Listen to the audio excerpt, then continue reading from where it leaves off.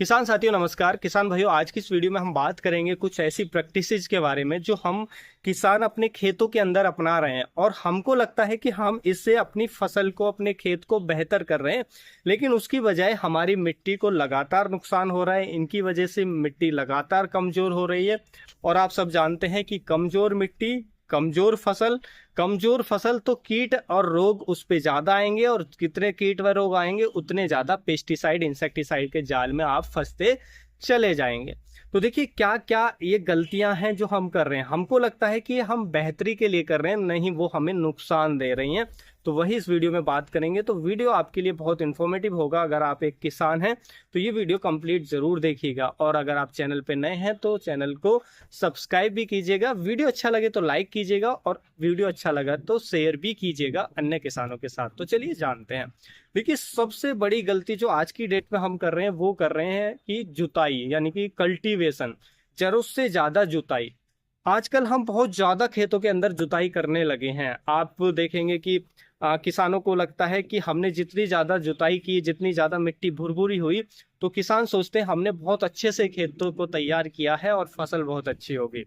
लेकिन वो नहीं जानते कि ये जो जितनी ज्यादा आप टिलरिंग कर रहे, टिलर्स अपने खेत में निकालते हैं, टिलेज करते हैं, जुताई जितनी ज़्यादा अपने खेत के अंदर करते हैं, उतने ही ज़्यादा हमारी मिट्टी के अंदर जो माइक्रोब्स हैं, माइक्रोब्स आप सब जानते हैं सूक्ष्म जीव होते हैं जो मिट्टी में, अगर हम 1 ग्राम मिट्टी लेंगे, 1 ग्राम, अगर कोई उपजाऊ भूमि है, अच्छी भूमि है, आदर्श भूमि है, उसकी 1 ग्राम मिट्टी अगर आप लेंगे तो 1 ग्राम मिट्टी के अंदर 100 मिलियन से लेकर 1 बिलियन तक जो ये माइक्रोब्स हैं देखने को मिलते हैं मात्र 1 ग्राम मिट्टी में। यानी कि 1 ग्राम मिट्टी में 1 अरब ये माइक्रोब्स होते हैं।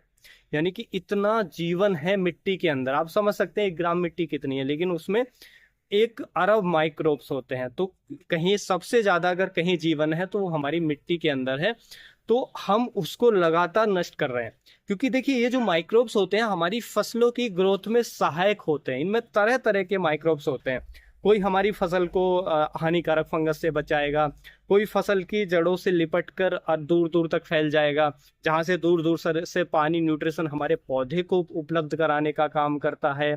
कुछ ऐसे माइक्रोब्स होते हैं जो मिट्टी में पड़े पोषक तत्व हैं जो उपलब्ध फॉर्म में नहीं है, उनको घोल करके पौधे को उपलब्ध कराते हैं।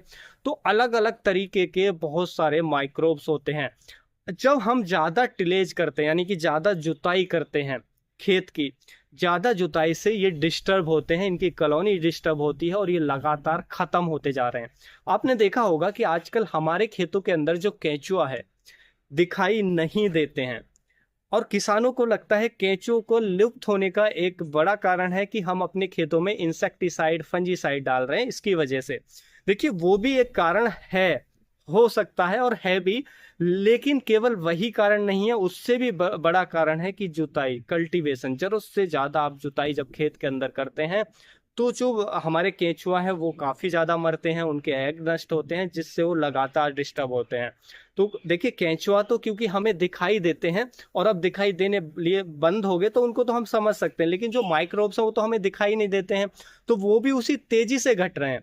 अब देखिए जो ऐसे माइक्रोब्स थे जो हमारी पौधे की ग्रोथ को सपोर्ट करते हैं, पौधे को सपोर्ट करते हैं, उसकी अच्छी हेल्थ को सपोर्ट करते हैं कि पौधा अच्छे से ग्रो करे, अच्छे वो स्वस्थ रहे, उसको सपोर्ट करते हैं, वो अगर लगातार कम होते चले जाएंगे तो क्या होगा कि हमारी मिट्टी कमजोर होगी और हमारी फसल ऐसे खेत में बिल्कुल भी अच्छी नहीं होगी। तो यही कारण है जिसकी वजह से हमें समस्या देखने को मिलती है। तो आज के बाद आप ध्यान रखिएगा कि अगर जरूरत से ज्यादा आप खेत के अंदर जुताई कर रहे हैं तो समझ जाइए कि हम अपने खेत को कमजोर बना रहे हैं, मिट्टी को कमजोर बना रहे हैं। लगातार अपने मिट्टी में जो माइक्रोब्स हैं, जो हमारे बेनिफिशियल हैं, जो हमारी फसलों के लिए, उनको हम लगातार नष्ट कर रहे हैं और जिसकी वजह से हम मिट्टी हमारी कमजोर हो रही है। ऐसी मिट्टी में फिर जो भी फसल लगाएंगे वो भी लगातार कमजोर ही होगी, फसल अच्छी नहीं होगी। तो बहुत बड़ा नुकसान हम करते हैं ज्यादा जुताई करने से। इससे जरूरत से ज्यादा जुताई ना करें। एक और चीज आपने देखी होगी कि जब हम कोई भी फसल लगाते हैं तो हम जरूरत से ज्यादा वीडिंग करते हैं, जड़ों के पास भी खुरपे से या जैसे भी हम वीडिंग करते हैं, हम करते हैं, ज्यादा से ज्यादा करते हैं। इससे जो जड़ हैं हमारी फसल की डैमेज लगातार होती हैं, इससे भी हमें बहुत बड़ा नुकसान होता है। तो हमें ज़्यादा बेस्ट तरीका है कि अगर कोई भी फसल लगाएं तो उसमें जैसे धान की पुआल वगैरह से उसको ढक दें, कवर कर दें जो खाली स्पेस है, तो इससे घास नहीं उगेगी। और उस पुआल के नीचे जो माइक्रोब्स हैं वो बहुत तेजी से बढ़ेंगे, जो हमारे पौधे की ग्रोथ को भी सपोर्ट करेंगे। तो आप देखेंगे फसल की ग्रोथ भी अच्छी होगी, आपके खरपतवार भी नहीं उगेंगे और मिट्टी की उपजाऊ क्षमता भी बेहतर होगी, और हमारी फसलों की जड़ें भी जो नुकसान होता है वीडिंग से जड़ें डैमेज होती हैं वो भी नहीं होंगी। तो हमें ज़्यादा जुताई पे ज़्यादा ध्यान नहीं देना चाहिए, इसलिए जुताई ज़रूरत के हिसाब से ही करें। ज़रूरत से ज़्यादा जुताई आपके खेत को नुकसान करती है, तो ऐसा बिल्कुल भी आप भूल कर ना करें। देखिए, उसके साथ साथ केंचुओं को जो नुकसान पहुंचाता है वो है हमारा यूरिया। यूरिया अगर आप अपने खेत में ज़रूरत से ज़्यादा डाल रहे हैं, देखिए इंसेक्टिसाइड का तो हम कभी कभी उपयोग करते हैं, ठीक है, लेकिन यूरिया का हम बहुत ज़्यादा किसान उपयोग कर रहे हैं जिसकी तरफ हम ध्यान ही नहीं देते हैं।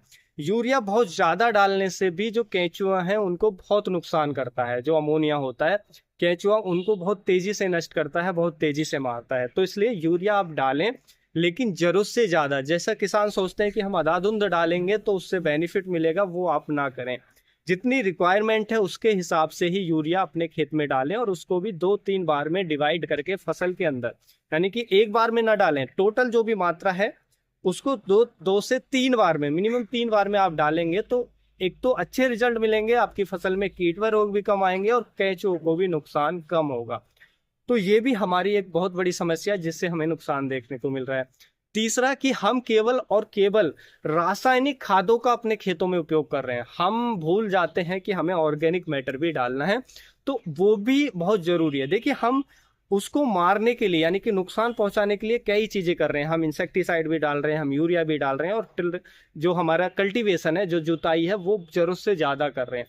लेकिन एक भी काम ऐसा नहीं कर रहे हैं कि हाँ वो ग्रोथ भी करे, क्योंकि उसका जो भोजन है हमने वो भी बंद कर दिया है। अब जैसे केंचुआ की बात करें या अन्य जो माइक्रोब्स की बात करें, उनका भोजन होता है कार्बन, यानी कि गले सड़े जो पदार्थ होते हैं, ऑर्गेनिक मैटर होता है, चाहे फसल के अवशेष हो, चाहे गोबर की खाद हो, केंचुआ खाद हो या हरी खाद हो, इनको हम भूल ही जाते हैं, इनको हम डालते ही नहीं है। यानी कि एक तरफ हमने भोजन भी उनका खत्म कर दिया है, दूसरी तरफ जो उनको मारने पे उनके खिलाफ एनवायरनमेंट हम बनाते जा रहे हैं, जिससे वो लगातार नष्ट होते चले जा रहे हैं, जिससे हमारी मिट्टी लगातार खत्म होती जा रही है, कमजोर होती जा रही है।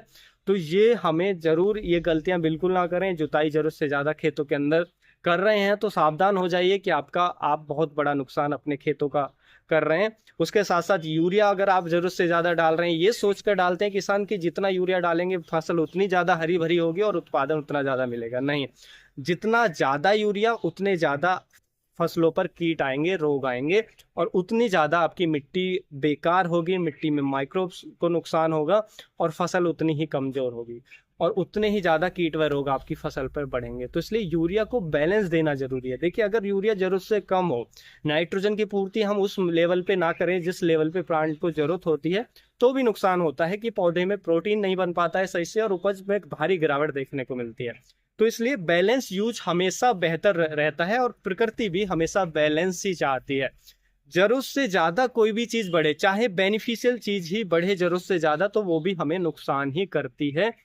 आपने देखिए, बहुत सारे किसान भाई क्या करते हैं कि हम दीमक को एक बहुत बड़ी समस्या समझते हैं कि खेतों में दीमक है तो उसको मारने के लिए बहुत सारी चीजों का हम यूज करते हैं, कीटनाशक बाजार से लाते हैं और खेतों में चलाते हैं दीमक को मारने के लिए। लेकिन जो दीमक की जो है वो बहुत ही बढ़िया वेस्ट यानी कि डीकम्पोजर है, डीकम्पोजर है, यानी कि डीकम्पोज करता है ऑर्गेनिक मैटर के से बहुत तेजी से। आप देखेंगे कि दीमक जहां होता है, दीमक ज्यादा लगेगा जो डेड सेल्स होगी, यानी कि सूखी पत्तियों पर, अवशेषों पर ही दीमक लगती है। जो सजीव पौधा होता है उसको दीमक नुकसान नहीं पहुंचाती है, ये आप नोट कर लीजिएगा।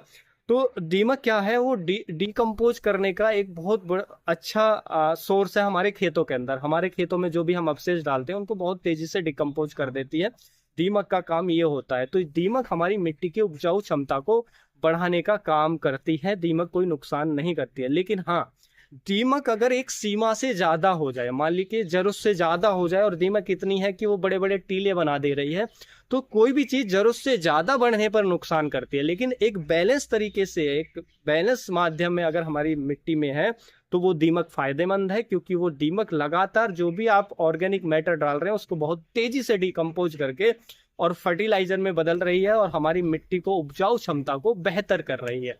तो दीमक जरूरत से ज्यादा हो जाए तो हाँ नुकसान होगा। अगर मान लीजिए बहुत ज्यादा दीमक है तो फिर वहां मिट्टी को बेकार कर देती है, फिर वहां पे थोड़ी समस्या हो सकती है। लेकिन ऐसा नहीं है कि दीमक थोड़ा बहुत दिख रहा है और परेशान हो जाते हैं किसान, लाके कीटनाशक बेवजह चलाने लगते हैं। नहीं चलाएं।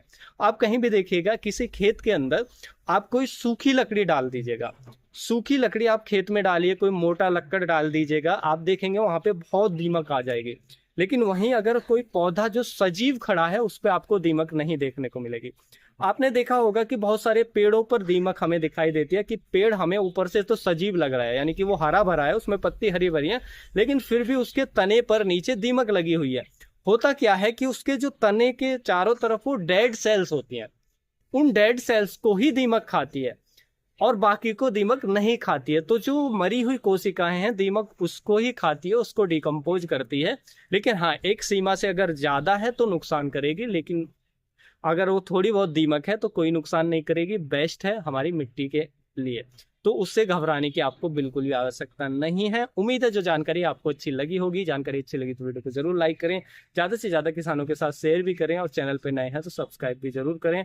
फिर मिलेंगे हम आपको एक और नई वीडियो में नई जानकारी के साथ। तब तक के लिए आप अपना ख्याल रखें। धन्यवाद।